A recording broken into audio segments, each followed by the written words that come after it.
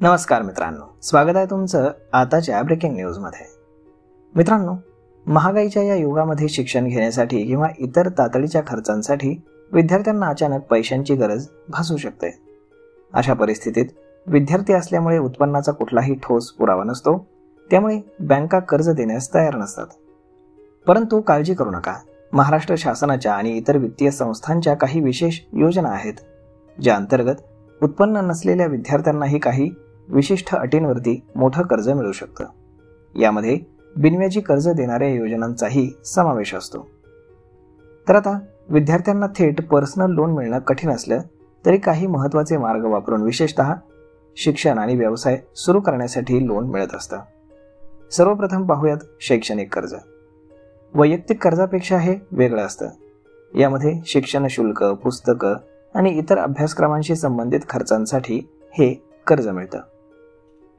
यामध्ये विद्यार्थी स्वतः कमवत नसल्यामुळे बँका पालक किंवा कुटुंबातील सदस्यांना गॅरेंटर मानतात। गॅरेंटरच्या उत्पन्नाचा पुरावा आणि त्यांची कर्ज फेडण्याची कुवत पाहूनच कर्ज मंजूर केलं जातं। अनेक राज्य आणि केंद्र सरकारच्या योजनांमध्ये, म्हणजेच उदाहरणार्थ महाराष्ट्रातील विविध महामंडळांच्या योजना ज्या आहेत, त्यामध्ये आर्थिक दुर्बल घटकातील विद्यार्थ्यांना शिक्षणासाठी घेतलेल्या कर्जावरती व्याज सवलत किंवा काही विशिष्ट मर्यादेपर्यंत बिनव्याजी कर्ज देखील दिलं जातं। त्यानंतर पुढे येतं स्वयंरोजगार कर्ज किंवा उद्योग कर्ज योजना। यामध्ये उत्पन्न नसतानाही तुम्ही 5 लाख रुपयांपर्यंतचं बिनव्याजी कर्ज घेऊ शकता। प्रामुख्याने हे कर्ज उद्योजकतेला प्रोत्साहन देणाऱ्या योजनांमध्ये मिळू शकतं।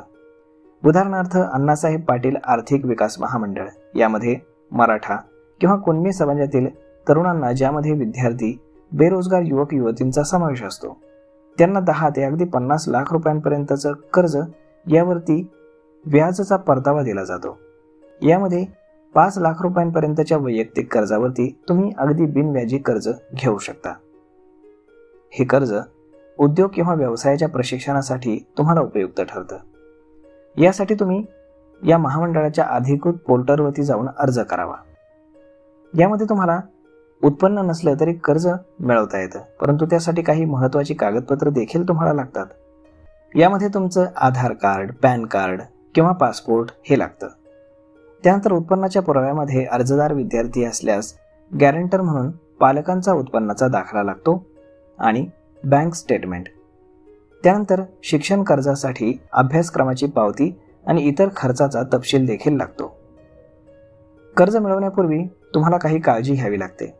यामध्ये कुठल्याही कर्जासाठी अर्ज करण्यापूर्वी त्याचे व्याजदर, परतफेडीचा कालावधी, प्रोसेसिंग फी आणि इतर सर्व अटी शर्ती तुम्ही काळजीपूर्वक समजून घ्याव्यात आणि त्यानंतरच या कर्जासाठी आपण अप्लाय करावं।